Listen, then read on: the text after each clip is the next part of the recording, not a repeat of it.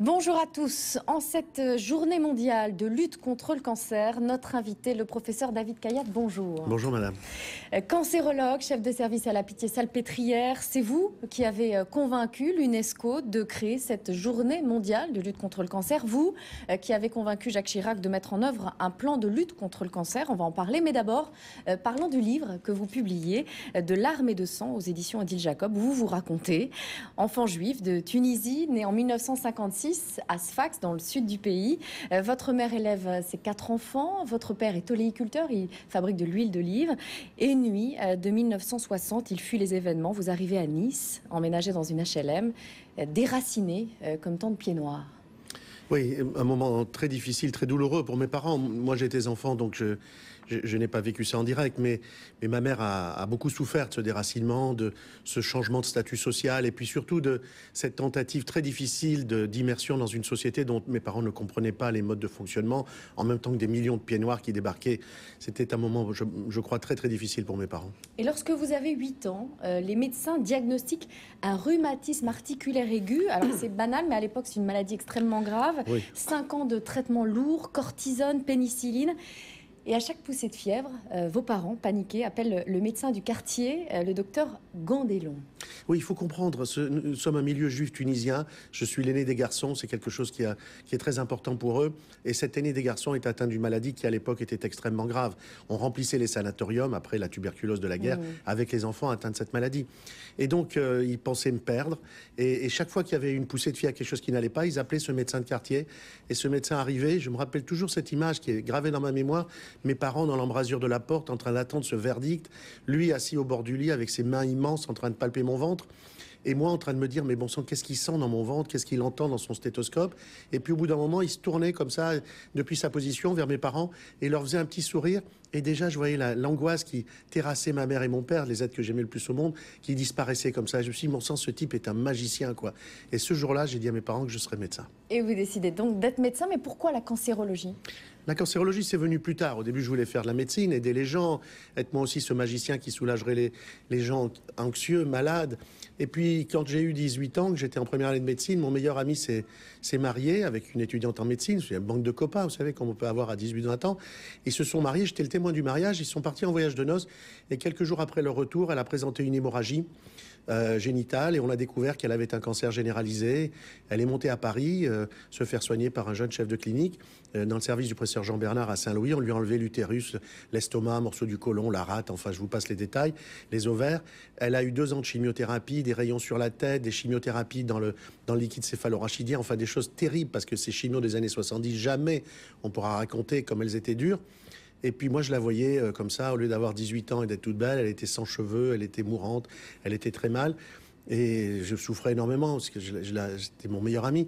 Et puis petit à petit, un jour, il lui a dit, ce cancérologue lui a dit, écoutez, voilà, c'est fini, on a fait tout ce qu'on pouvait faire, maintenant il n'y a plus rien d'autre à faire, on arrête tout.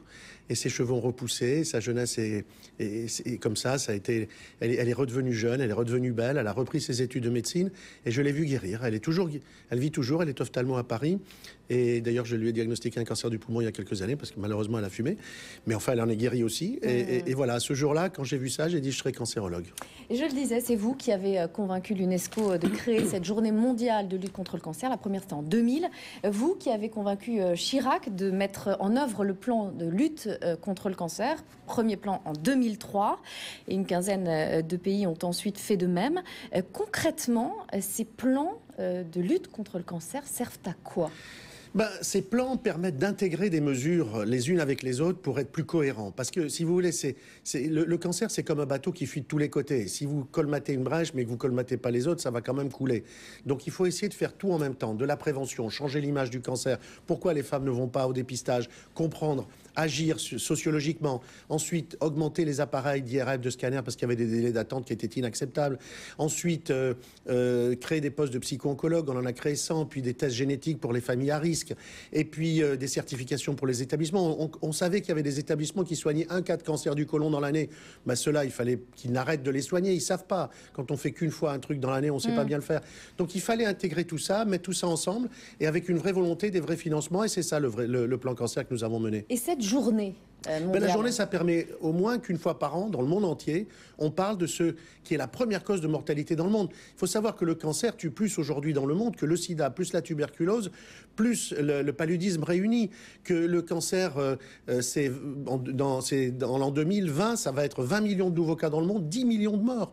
Et puis, arrêtons de penser que c'est une maladie des pays riches et que finalement, non, 75% de ces 10 millions de morts qui vont survenir dans 7 ans vont survenir dans des pays qui, à eux tous aujourd'hui, ne font pas 5% du PIB mondial. C'est les pays les plus pauvres qui vont payer le plus lourd tribut au cancer demain. En France, 350 000 nouveaux cas chaque année, 150 000 morts.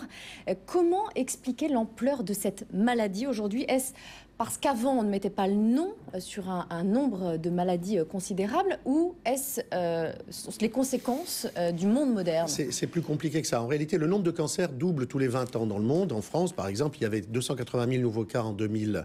Il y en a 350 000 aujourd'hui.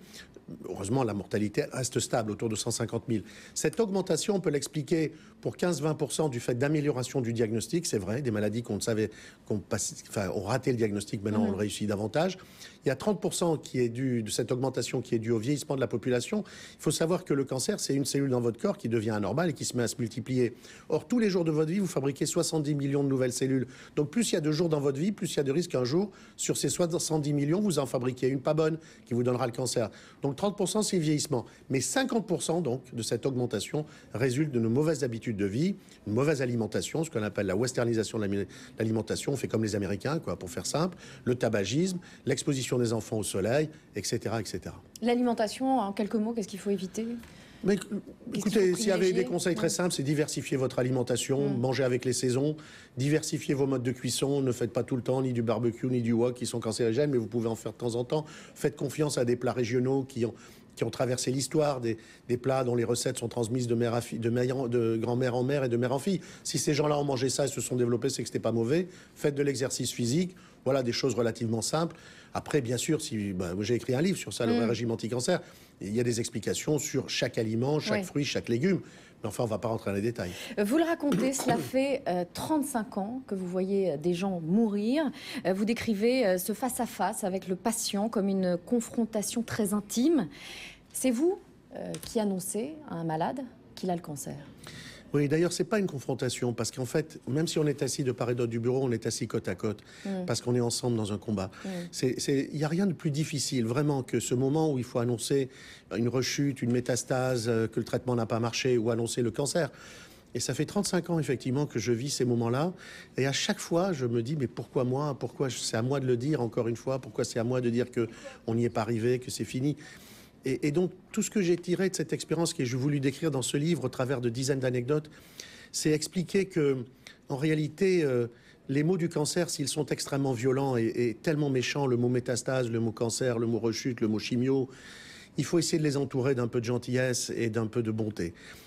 J'ai dit, il faut essayer d'être un bon médecin, pas au sens d'être un excellent médecin, mais d'être un médecin bon.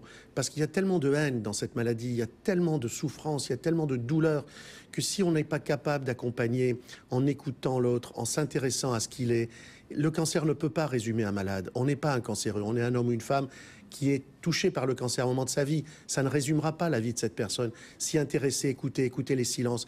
Ce malade, au moment où il vient en face de vous et vous devez lui annoncer quelque chose, il est une éponge à émotions. Il va tout sentir de vous. Il va tout regarder, il va tout comprendre. Ce que vous lui dites et ce que vous ne lui dites pas. Ce qu'il y a dans votre regard et ce que votre regard essaye de cacher.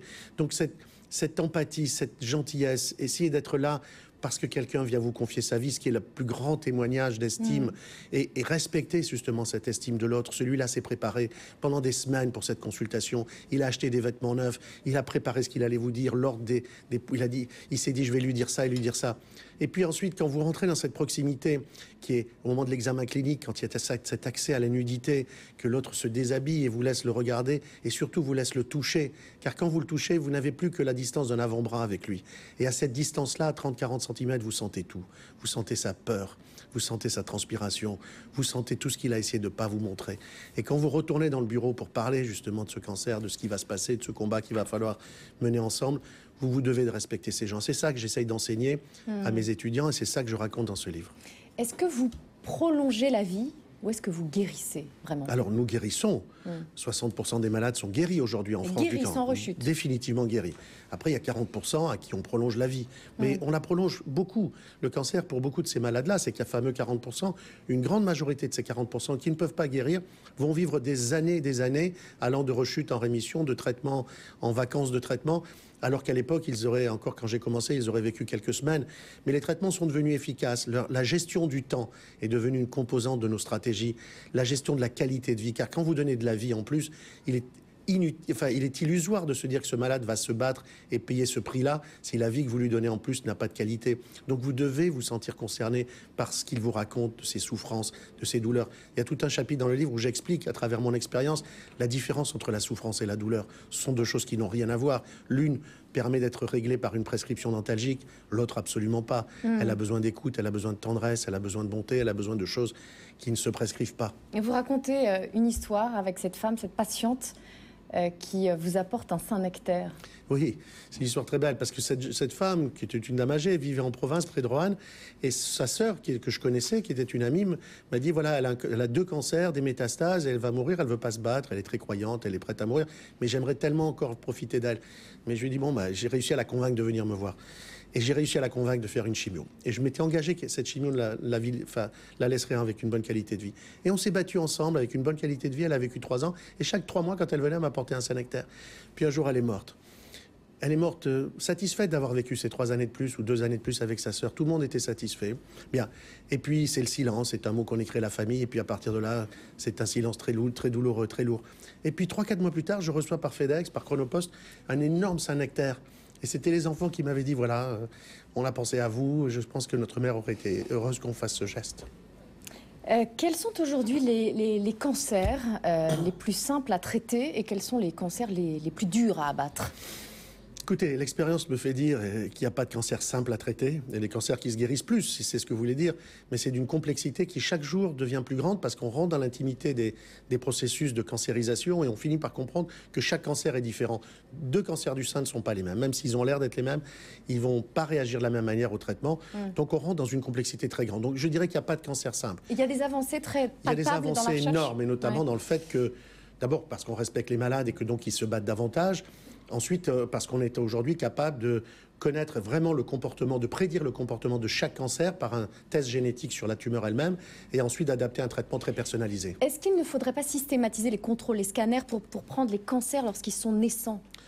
On ne dispose pas de tests. Bien sûr que d'une manière abstraite, ce serait intéressant, mais on ne dispose pas de tests qui soient utilisables par tout le monde, qu'on pourrait faire à tous les gens à partir de 50 ans, par exemple, pour dépister les cancers. D'abord, il faudrait le faire tous les ans, et ça serait des doses de rayons qu'on recevrait qui seraient trop fortes, ça aurait un coût prohibitif. Non, aujourd'hui, il faut être alerté au moins de symptômes, aller voir son médecin généraliste, qui sont en France excellents et qui savent toujours diagnostiquer assez vite le cancer. Et est-ce que le mental d'un patient est si important qu'on le dit dans la guérison? Le mental est fondamental, car le moment du diagnostic, c'est l'engagement du malade dans un combat. Je le raconte ça dans le livre. Et si ce malade n'a pas le mental d'un bagarreur, d'un battant, il n'y arrivera pas tellement c'est dur. Mon métier à moi, dans ces consultations-là, c'est de trouver en lui, de puiser dans lui justement cette force-là que beaucoup de gens ont, même s'ils l'ignorent au départ. Et ensemble, on va se battre, mais c'est eux qui vont se battre. Et ils se battent parce qu'ils ont ce courage-là. Merci, professeur David Caillatte. Rappelons le titre de votre livre, De l'armée de sang, aux éditions Odile Jacob. Très bonne journée à vous. Merci, madame. Très bonne journée à tous.